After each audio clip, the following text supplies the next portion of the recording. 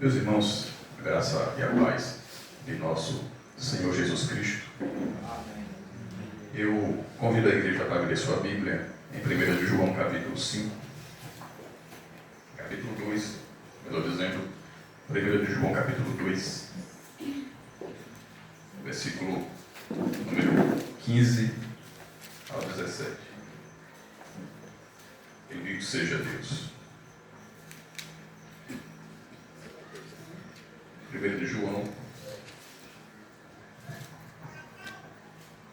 capítulo 2, versículos 15 ao 17.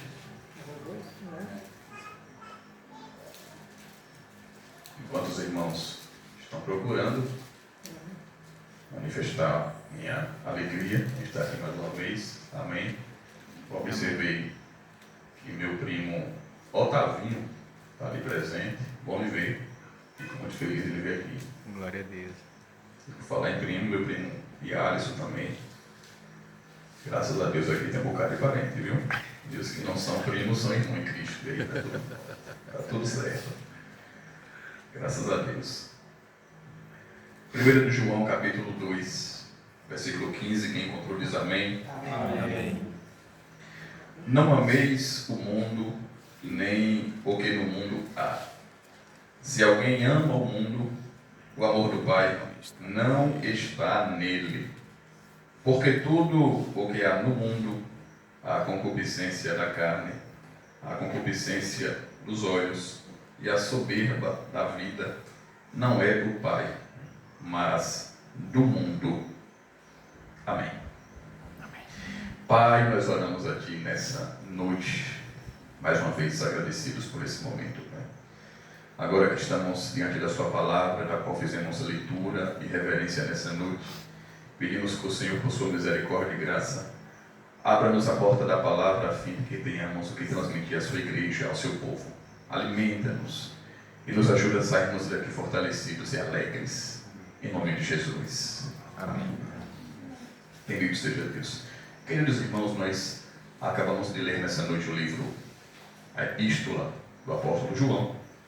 O apóstolo João, além desse livro que nós acabamos de ler, essa carta, ele escreveu o Evangelho, que leva seu nome, escreveu outras duas cartas, duas epístolas, além dessa, totalizando 3, primeira, segunda e terceira de João, e ainda escreveu o livro de Apocalipse.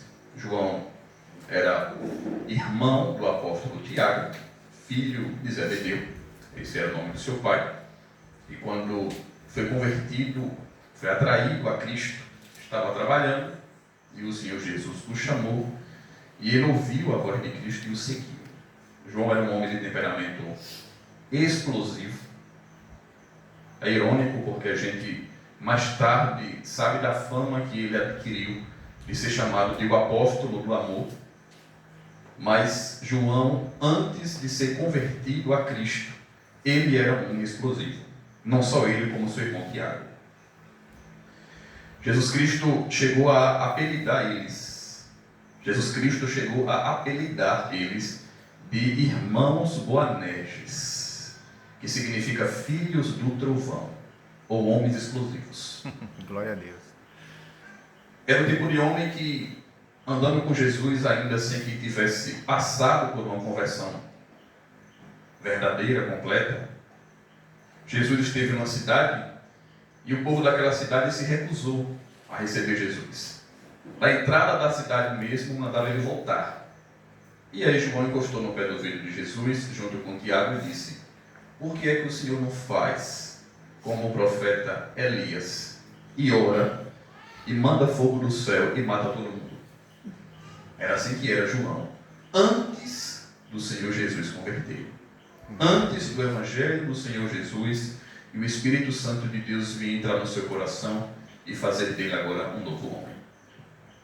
Mas ele permaneceu com Cristo até o momento da sua morte, presenciou a ressurreição de Jesus, a sua ascensão aos céus, viu Cristo ressuscitado e recebeu o Espírito Santo do Senhor, passou a ser um homem transformado, diferente. Cristo mudou o coração de João, mudou o comportamento de João, mudou João de dentro para fora e ele se tornou um homem amoroso.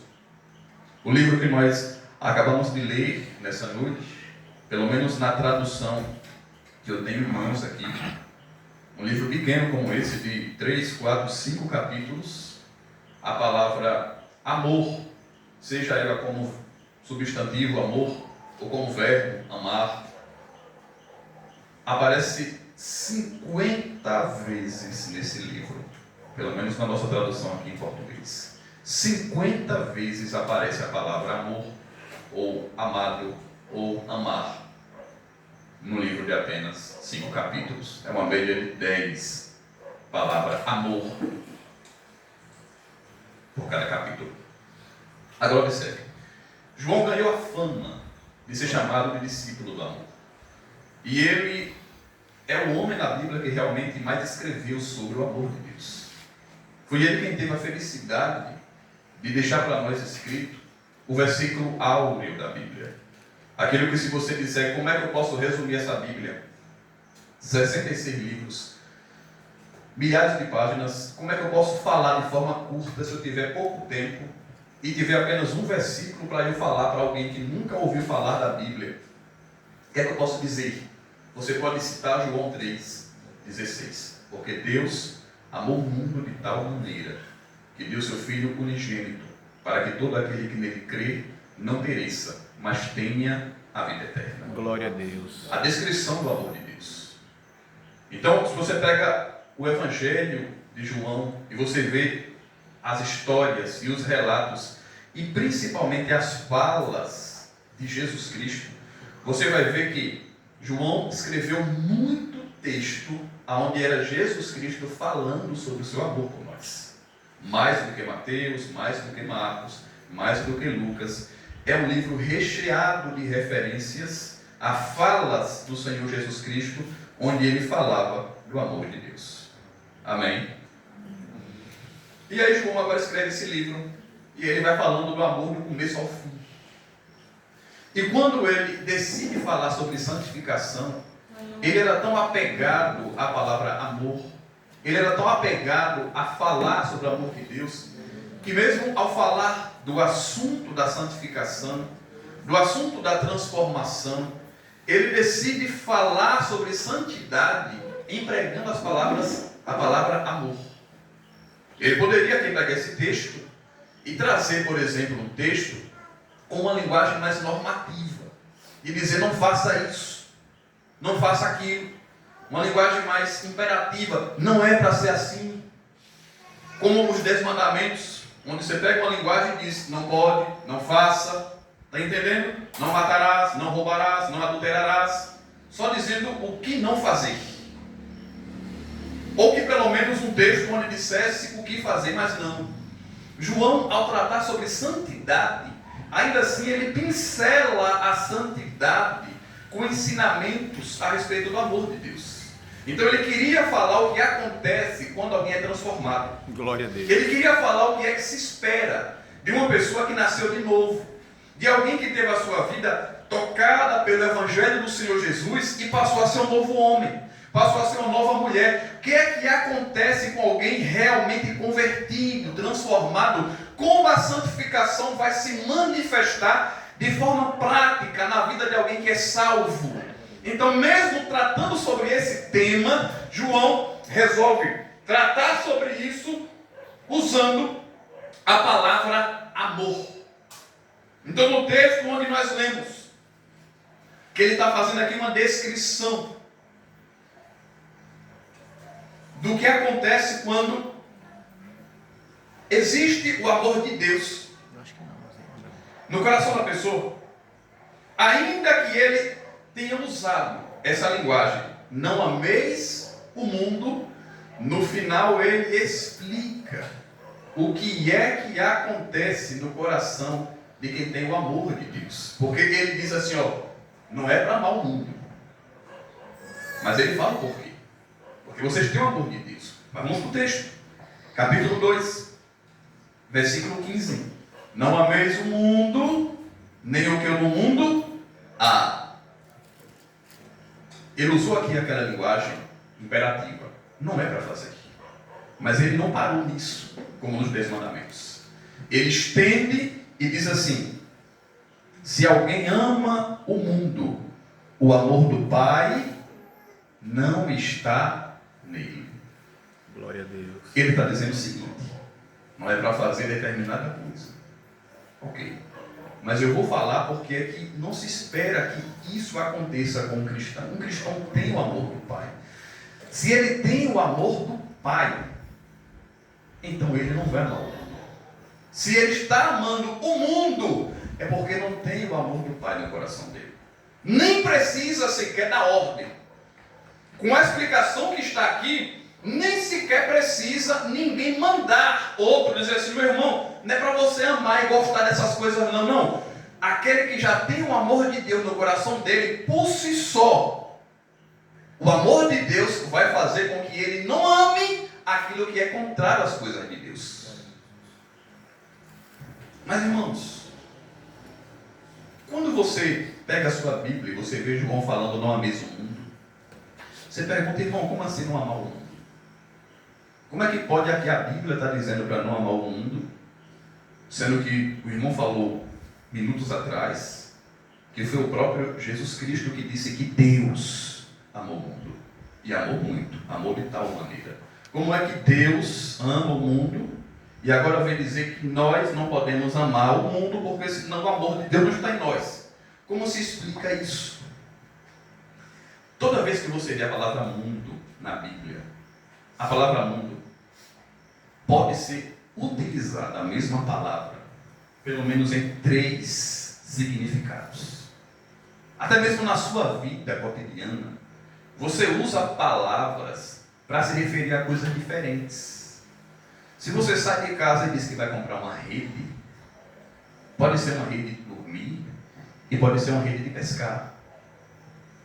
Se você escreve sua palavra rede em um papel, além de ser essas duas que eu disse, pode estar se referindo também a uma rede de postos de combustível, a uma rede de supermercados. Os irmãos estão entendendo? A mesma palavra com vários significados. A palavra mundo na Bíblia é a mesma coisa. Ainda que se traduza para a nossa língua como mundo, na língua original em que a Bíblia foi escrita, no caso desse texto aqui no grego, a palavra mundo aqui é empregada com um sentido diferente daquele que João usou quando disse assim: Deus amou o mundo de tal maneira. Fala, irmão, quais são os 3 sentidos que a Bíblia usa a palavra mundo, onde fala que Deus ama o mundo, e agora vem João e diz que a gente não pode amar o mundo? Primeiro, eu vou pedir que você abra sua Bíblia no livro de Atos, no capítulo de número 17, versículo 24. O mundo na Bíblia, ele pode se referir ao planeta, ele pode se referir à criação, ele pode se referir a essa terra aonde nós vivemos, a criação de Deus, o mundo que nós tocamos. Esse é um dos sentidos da palavra mundo. E não foi nesse sentido que João empregou a frase não ameis o mundo. Ele não está dizendo que é para a gente não amar o planeta Terra, não é para a gente amar aqui esse mundo criado por Deus. Não. Vamos chegar lá. Atos 17, versículo 24. O Deus que fez o mundo e tudo que nele há, sendo o Senhor do céu e da terra, não habita em templos feitos por mãos de homens. Aqui é um exemplo de sentido aonde a palavra mundo está sendo empregada, se referindo à criação, se referindo ao mundo físico criado, ao planeta Terra. É esse o sentido aqui, um dos sentidos da palavra mundo. Mas não é esse ainda o sentido que João está falando. Existe um segundo sentido da palavra mundo. O mundo que nós citamos aqui em João 3,16. Deus, a Bíblia, o texto bíblico, muitas vezes, quando quer se referir a toda a humanidade, a todas as pessoas, aí chama de quê? De mundo. Pessoas, a humanidade. João 3,16, porque Deus amou o mundo de tal maneira que deu seu Filho unigênito, para que todo aquele que nele crê não pereça, mas tenha a vida eterna. A palavra aqui poderia ser humanidade, ou as pessoas. Você está me acompanhando? Diga amém. O primeiro sentido é o quê? Planeta, criação, a terra, onde você toca. Segundo sentido é o quê? A humanidade, as pessoas. E o terceiro sentido é o sentido que João empregou nesse texto que nós acabamos de ler. Não ameis o mundo, nem o que no mundo há. Que mundo é esse, irmão? O mundo aqui está se referindo ao sistema, ao conjunto de crenças, de valores, de comportamentos, de estilo de vida, de forma de enxergar a humanidade, de forma de enxergar Deus, de forma de enxergar a vida que reina no meio dessa sociedade que vive na atual geração. O que é o mundo? Um sistema de crenças contrário a Deus. O que é o mundo? É tudo aquilo que a humanidade faz, tudo que acredita, tudo que se comporta que é contrário ao querer de Deus. Então, mundo nesse sentido aqui quer dizer o sistema pecaminoso que está vigendo aqui nessa terra.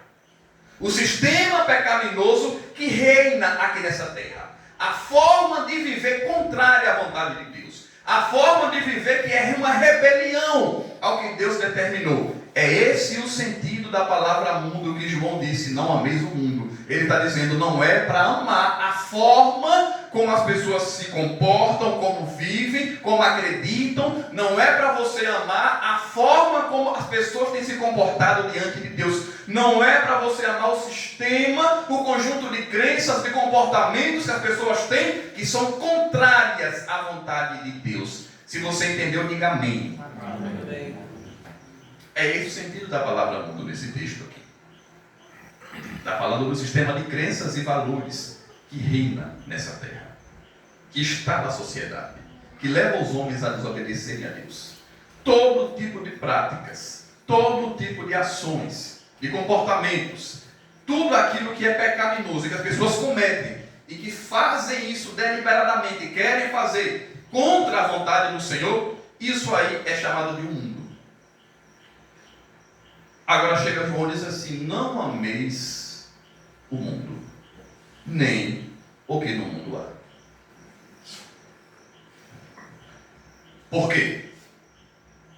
Se alguém ama o mundo, o amor do Pai não está nele. E aí eu vou falar de um assunto que tantas vezes a gente acaba repetindo em mensagens, que é a respeito da regeneração. Irmãos, quando a pessoa ouve a mensagem do Evangelho, e a pessoa crê na mensagem do Evangelho, e o que é a mensagem do Evangelho? Que nós tantas vezes repetimos e não nos cansamos de repetir. E temos prazer em repetir. E temos alegria, satisfação em repetir. A mensagem do Evangelho é aquela mensagem que diz que o homem está perdido e morto em seus próprios pecados, em seus delitos. Que o homem é pecador, que todas as pessoas pecaram, que não há ninguém inocente diante de Deus. E que em toda essa condição do homem, ele não tem capacidade de se salvar. Ele não tem capacidade de se corrigir sozinho. Ele não tem capacidade de chegar diante de Deus e se justificar. Ele não tem capacidade de limpar seus pecados. Aí onde é que entra a mensagem do Evangelho? Quando pega tudo isso e diz assim, Jesus Cristo morreu pregado numa cruz para derramar seu sangue, para que todo aquele que viesse a crer nele pudesse ter seus pecados perdoados e por causa da fé em Jesus Cristo poder ser salvo, porque o homem sozinho não pode se salvar. Somente a morte de Cristo, pelo seu sangue derramado na cruz, é que pode dar vida, é que pode salvar, é que pode transformar, que pode perdoar pecados e pode fazer a pessoa chegar diante de Deus e Deus aceitar ele, justificar ele, perdoar seus pecados e lhe tomar como filho. Isso é a mensagem do Evangelho. É por causa disso que somos crentes. É por causa disso que cultuamos. É por causa disso que estamos aqui. É por causa disso que existe uma igreja aqui. É por causa disso que a Bíblia está sendo pregada. Por causa do amor de Deus manifestado em Cristo. Isso é o Evangelho. A boa notícia é: Jesus Cristo salva o homem dos seus pecados. Se aquele homem, aquela mulher passou a sua vida inteira pecando, mas se chegar um dia ele parar e dizer assim: olha, eu estou arrependido, Deus perdoa meus pecados, eu invoco o nome de Jesus, me perdoa, tenha misericórdia de mim. Deus está pronto para perdoar, salvar aquela vida e fazer dele uma nova pessoa. Isso é o Evangelho. É a mensagem mais simples que existe. Uma mensagem que as igrejas têm dificuldade de pregar. Uma mensagem que os púlpitos têm dificuldade de pregar. Você dê glória a Deus que você está em uma igreja bíblica, que você está em uma igreja onde tem preocupação em pregar o Evangelho, em anunciar Cristo e este crucificado, em anunciar que Ele salva o homem dos seus pecados e que ninguém pode se salvar sozinho com suas obras. Glória a Deus. Então, quando Cristo salva e a pessoa agora passa a experimentar o amor de Deus, essa palavra que estamos falando desde o início da mensagem, o amor de Deus leva a pessoa a mudar. Porque não é a pessoa chegar numa igreja como essa, se tornar um crente aqui, um membro dessa igreja, não é a igreja que vai fazer ele ou ela mudar. Não é a pressão de ninguém, não é a pressão, o desejo de parente, de esposo, de esposa, de filho, de filha, de pai, de mãe, de pastor, de irmã, de colega. Não é a pressão de ser humano nenhum que faz uma pessoa perder o amor e o prazer que tinha no pecado e no mundo. Somente outro amor, quando entra no coração, substitui aquilo que estava lá e faz a pessoa agora ser diferente. O que faz alguém perder o amor, o prazer, a alegria de pecar, é porque agora ele tem um novo amor do seu coração, que é o amor de Deus. Glória a Deus. Que leva ele para as coisas de Deus. Irmãos, a igreja não tem o poder de colocar no coração de ninguém nojo pelo pecado, mas o amor de Deus tem poder para isso. Glória a Deus. Irmãos, não precisa ninguém tomar conta da vida de ninguém para dizer, olha, eu vou ficar observando o que você está fazendo na rua. Eu vou ficar observando com quem você anda conversando, o que você está fazendo, onde você anda, porque você é crente e não pode fazer isso, não pode fazer aquilo, não pode ir em tal lugar. Irmão, quando a pessoa é convertida, transformada, quando a pessoa realmente experimentou no amor de Deus, ele agora vai fazer aquilo que Deus se agrada, porque é isso que ele deseja. Deus coloca no coração da pessoa o desejo de obedecer a Ele. Não é regra de igreja que santifica ninguém. Quem santifica é a ação do Espírito Santo que veio através do Evangelho. Glória a Deus. O Evangelho do Senhor Jesus Cristo, é Ele quem faz isso. Porque, irmão, não adianta uma pessoa não cometer determinada prática, não cometer a vida, não cometer as práticas da vida antiga que ela vivia, sendo que o desejo do coração dela continua sendo o mesmo. Uma hora ele vai cansar e vai fazer. Você está entendendo? Não, mas ele, rapaz, eu gostava tanto de fazer as coisas que ele hoje sabe que é pecado, mas ele gostava. Não que ele vivia embriagado, caindo pelas ruas, brigando. Não que ele mentia muito, traía a esposa, traía o esposo, agredia a esposa, o esposo, o pai, a mãe. Não que ele enrolava as pessoas, comprava, não pagava, xingava, enganava as pessoas, fazia mal. Para alguém deixar, irmão, de fazer aquilo que ele sabe que é pecado, ele sozinho por si só não é capaz disso. Somente a ação do Espírito Santo na vida da pessoa pode tirar do coração dele o prazer do pecado e colocar no coração dele o prazer por Deus, pelo Evangelho. Então, ainda que uma pessoa não faça determinadas práticas, não é isso que vai salvar ela. Porque primeiramente a pessoa é salva e depois de salva, agora sim, ela não vai ter mais prazer naquelas práticas que ela não cometia.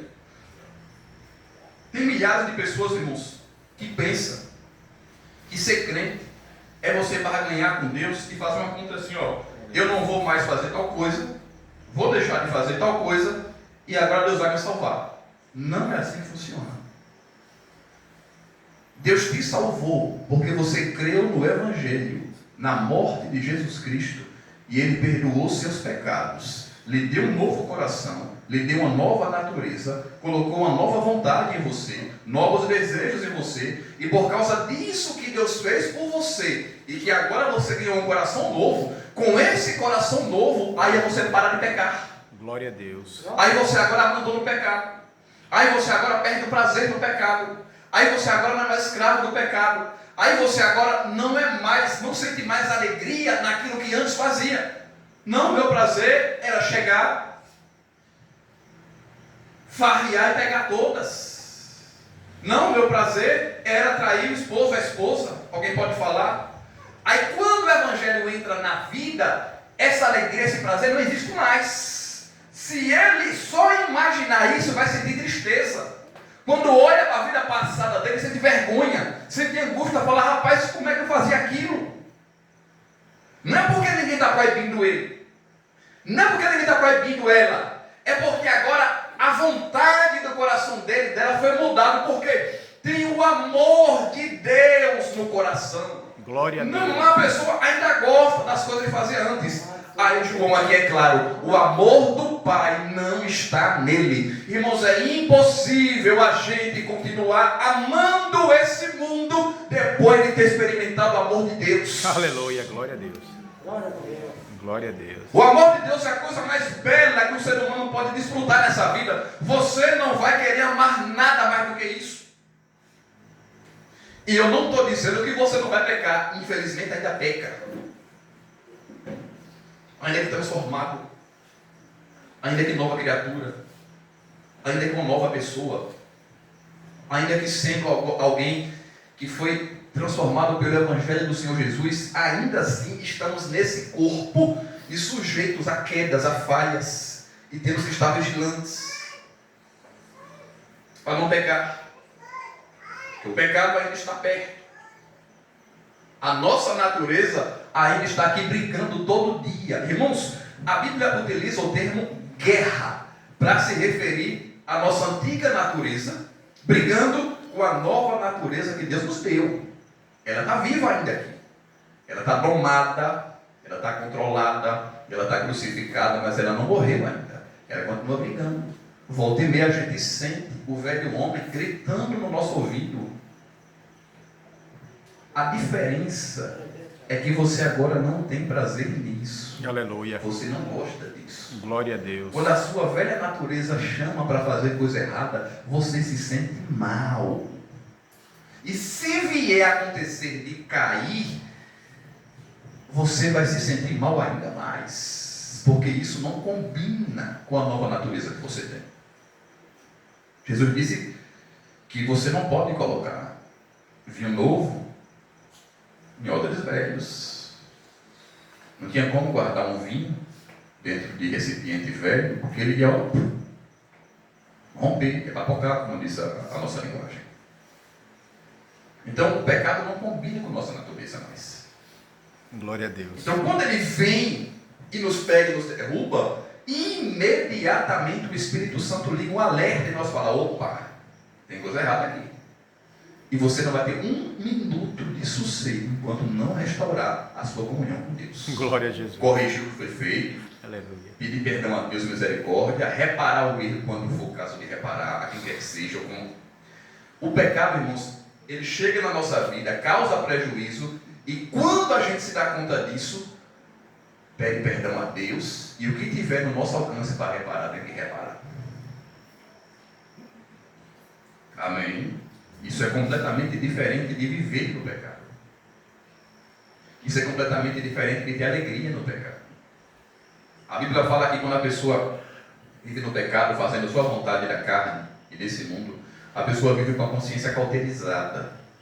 A medicina, quando vai tratar alguns tipos de doenças, o médico vai lá e cauteriza aquele problema, naquele tecido, e anula aquele problema que está ali, aquela infecção, aquela chaga.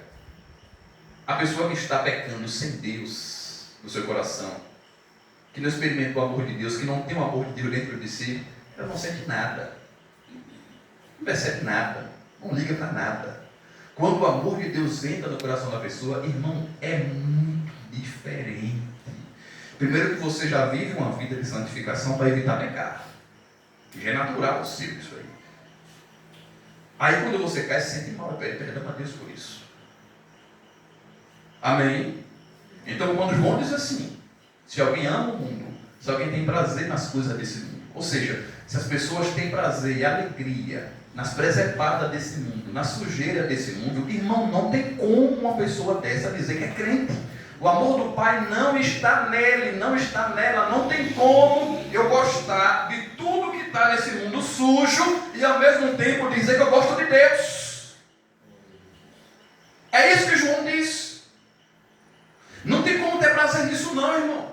Porque você vai olhar, vai sentir uma coisa ruim, vai sentir uma rejeição, vai sentir um nojo, um negócio assim, não, isso aqui não dá para mim não. Isso aqui não combina comigo. Amém? Quem entendeu, diga amém. Amém. Glória a Jesus. Versículo 16. Porque tudo que há no mundo, o que é que há no mundo? O que é que tem esse sistema pecaminoso na sociedade? Ele explica. Concupiscência da carne, concupiscência dos olhos e a soberba da vida. Não vem do Pai, mas do mundo. Vamos falar primeiramente que a palavra concupiscência. Irmãos, a gente acaba usando uma tradução aí da Bíblia, um português bem antigo.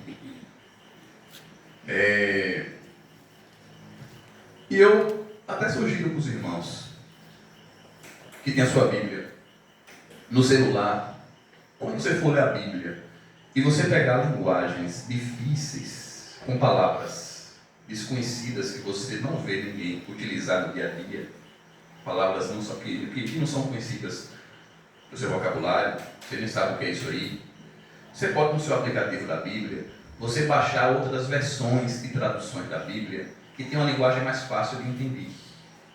Eu, Moisés, gosto de usar a versão NVT, Nova Versão Transformadora, que mantém a tradução fiel do texto.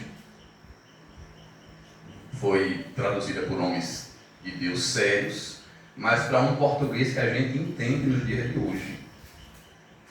Inclusive, pastor Marcos Granconato participou da tradução da Bíblia NVT, uma linguagem muito boa, muito boa. E você consegue pegar palavras como essa daqui, palavra difícil como essa, não vai estar escrito assim. Vai estar com a linguagem mais fácil. Aí você, quando estiver lendo sua Bíblia e não tiver facilidade em entender algumas linguagens, você pode ir para o aplicativo, pegar uma versão mais fácil para você ler, para você entender. Amém? Pois bem, o que é concupiscência? A palavra concupiscência significa desejo descontrolado. Mas mais do que isso, no sentido bíblico que ela é empregada, quer dizer, os desejos naturais do ser humano que são descontrolados e cometem pecados. São todos os desejos pecaminosos. Mas o desejo pecaminoso, ele nasce do desejo legítimo e natural do ser humano, dos impulsos naturais. Então, o que seria a concupiscência da carne? Vamos explicar. O ser humano tem necessidade de se alimentar. Amém? Tem necessidade de comer, de beber. Tem necessidade de descanso. De dormir, parar um pouquinho, descansar. O ser humano vai ter necessidades sexuais. E foi Deus quem criou isso. Alimentação, descanso, sexualidade. Tudo isso aí são desejos naturais que o ser humano tem. E que Deus colocou no ser humano. Onde é que entra a concupiscência? Você pega esses desejos que são naturais, você descompensa eles, descontrola eles. E aí agora é um desejo descontrolado por todas essas coisas que até então são naturais, mas fora do limite. Comer, dormir, descansar e ter relação sexual. Tudo isso daí são desejos normais. Quando todos eles fogem do controle, aí é concupiscência. É desejo desenfreado, é pecado. O desejo desenfreado por comer, da pessoa ser descontrolada, é gula, é pecado. Por beber, é embriaguez. Por descansar, é preguiça. E por sexo, aí pode envolver um bocado de coisa. Prostituição principal, adultério, fornicação, sodomia, a lista é grande. Porque o sexo foi criado para ser praticado dentro do casamento. Ou seja, nós temos desejos para se alimentar como uma pessoa normal,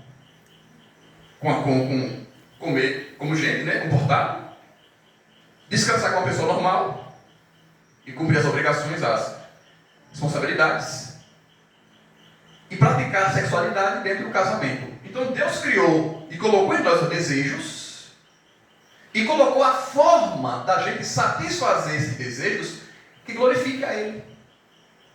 Os que não estão me entendendo até aqui, diga amém. Glória a Deus, amém. Então o que é concupiscência da carne? São os desejos da carne desenfreados, levando o homem a pecar. Isso vem de quem? Vem de Deus? Não. De Deus vem os desejos normais, controlados. Agora o pecado, não. Aí vou dizer assim, não vem de Deus, vem do mundo. Vem desse sistema pecaminoso que está no mundo. Amém, irmãos? Glória a Deus, amém. Então, se alguém tem o amor de Deus no seu coração, é natural que ele vai buscar ter uma vida equilibrada em tudo.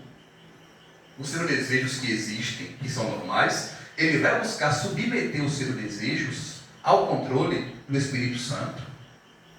A usar o seu espírito para controlar a sua carne.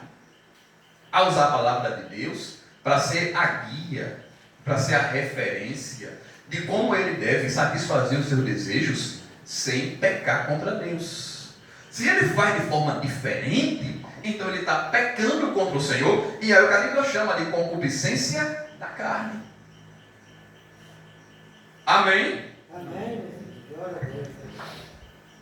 Segunda concupiscência. Concupiscência dos olhos. Concupiscência dos olhos. O que seria que é a concupiscência dos olhos? Aqui já diz respeito ao desejo desenfreado pelo ter, pelo possuir.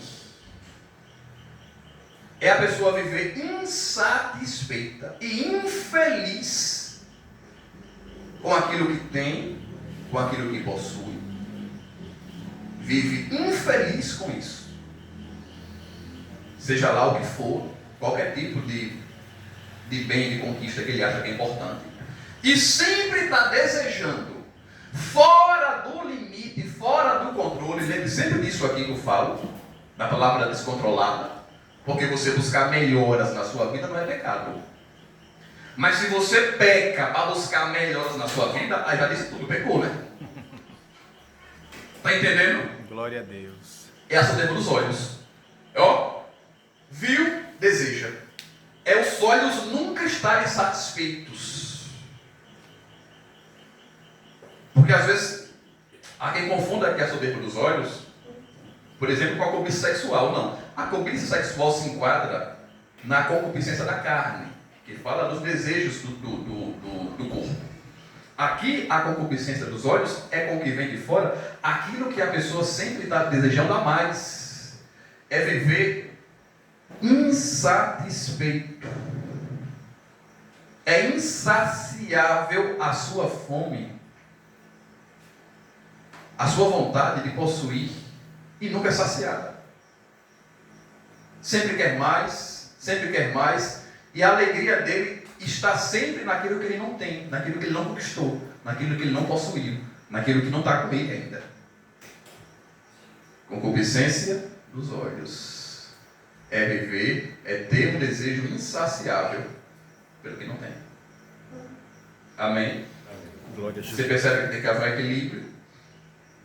Você não tem determinada coisa, mas aquilo que você já tem, você é grato a Deus. Você glorifica a Deus com o que tem, se esforça, trabalha, ou seja lá o que você faça da forma correta, para conquistar o que você precisa, o que você deseja, mas você não vive obcecado, desejando aquilo que não tem, a ponto de esquecer-se de Deus, do seu amor, da sua graça. E como que Deus não está no coração daquela pessoa para trazer para ela satisfação, contentamento, prazer, alegria. Não, pera lá. Quando Deus está no coração da pessoa, se tem uma coisa que Ele dá, é contentamento e alegria.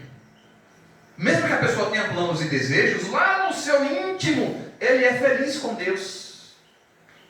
Vocês não estão entendendo? Glória a Deus. Então a concupiscência dos olhos é a pessoa que nunca se sacia. Está sempre insatisfeita, sempre cobiçando, inconformado, infeliz. Colocar em coisas aqui dessa vida a sua alegria. Nunca está em Deus. Quem tem o amor de Deus no coração, quem tem o amor do Pai no coração, pronto. Isso aqui não vai acontecer. Porque Deus satisfaz seu coração com alegria. Amém? Concupiscência da carne, concupiscência dos olhos. E a terceira coisa, a soberba da vida. A soberba da vida. O que é soberba da vida? Aquele desrespeito, irmão, ao orgulho. Aquele desrespeito ao ser humano, ó. O ser humano, irmãos, ele vai ter desejo de se satisfazer fisicamente, vai ter desejo de conquistar, de ter as coisas, de passar os olhos e falar, ó, isso aqui tudo é meu. E ainda vai ter o desejo, isso me refiro pecaminoso, ainda vai ter o desejo de, diante de tudo isso, ainda se orgulhar, ostentar, se achar e praticar aqui esse pecado da soberba. Está entendendo? É a pessoa agora colocar agora o seu eu lá no seu coração, lá no pedestal, onde no coração de um Saulo, é Deus quem ocupa. O eu dele é o Deus dele. Quem tem o amor de Deus não faz isso, porque o amor do Pai faz com que a gente seja grato ao Pai, que a gente adore ao Pai, que a gente exalte ao Pai. Diz a Bíblia, irmãos, que Deus resiste aos soberbos. Deus não tem compromisso com quem é orgulhoso, do pé tudo, nariz empinado, se acha. O ser humano é pecador, irmão, fraco. O ser humano é pó e cinza. As pessoas vão envelhecer um dia, vão morrer. Por mais rico e poderoso que seja, todo mundo morre. Por mais beleza que se tenha, por mais força física que se tenha, um dia vai envelhecer. Aí vai perder aquele vigor físico, aquela força. Aí vai perder aquela beleza natural da juventude. E vai embora tudo isso. Por mais inteligente e capacitado que alguém seja, ele também vai morrer e nem o conhecimento vai ser capaz de impedir que ele morra. Porque há quem vai se orgulhar da própria aparência. Ah, eu sou muito bonito, sou muito bonita. Há quem vai se orgulhar com as suas posses. Não, eu tenho determinada coisa, consegui tal coisa. Consegui tal pessoa. E há quem vai se orgulhar com inteligência. Não, eu estudei muito, tenho tanta formação. E aí, quando a pessoa começa a se achar que é importante, que é grande demais, meu irmão, aí ela está cometendo o pecado da soberba, a soberba da vida, e achar que é alguma coisa. Irmão, o ser humano não é nada. O ser humano não é nada. Uma pessoa cai de um câncer terminal numa cama de hospital e começa a definhar lentamente, irmão. Em muitos desses casos não tem tratamento e dinheiro que resolva. O que é o ser humano? De começar a apodrecer em cima de uma cama, de começar a colocar para fora, vomitar pedaços do próprio órgão, quando você tem, por exemplo, câncer de intestino. O que é o ser humano? Para se achar alguma coisa. Glória a Deus. Vocês não estão entendendo? Então, quando o ser humano tem aquela aura superior de se achar que é mais do que aquilo que ele é porque não tem o amor de Deus, o amor do Pai no coração dele. Porque quem tem o amor do Pai vai olhar para Jesus Cristo e vai dizer: Ele é o Senhor de todo o universo. universo, o Senhor de toda a terra. Eu não sou nada, eu sou servo dele, apenas filho dele, salvo pela misericórdia dele. Amém? Aí continua. Não é do Pai, mas no mundo, e o mundo passa. Vai embora. E a sua concupiscência. Mas aquele que faz a vontade de Deus permanece para sempre. Glória a Jesus. Pronto, irmãos. Tudo isso aí que eu falei que as pessoas podem conquistar, podem obter, podem desfrutar, podem experimentar, tudo isso aí vai passar. Vai ficar velho, não vai poder comer uma boa comida, na quantidade que ele conseguia comer antes quando era novo, né? Vai ficar velho, aí não vai conseguir mais gerar filhos, filhas, a depender da idade.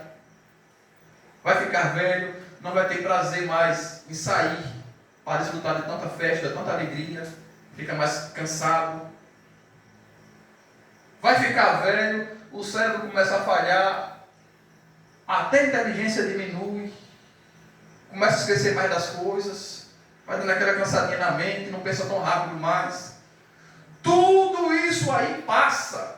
Tudo isso que o ser humano pode se encantar e achar que é importante, que é maravilhoso, que é belo, tudo isso passa. Mas aquele que faz a vontade de Deus permanece para sempre. Aquele que tem o amor de Deus. Irmão, esse corpo aqui um dia vai se acabar, vai terminar. Mas um dia seremos ressuscitados e teremos nosso corpo mortal transformado e vamos morar com Jesus eternamente na glória. É por isso que nós servimos a Ele. Amém? Que Deus em Cristo continue abençoando sua vida. E eu sou grato por essa oportunidade em nome de Jesus. E eu passo para o pastor Mateus.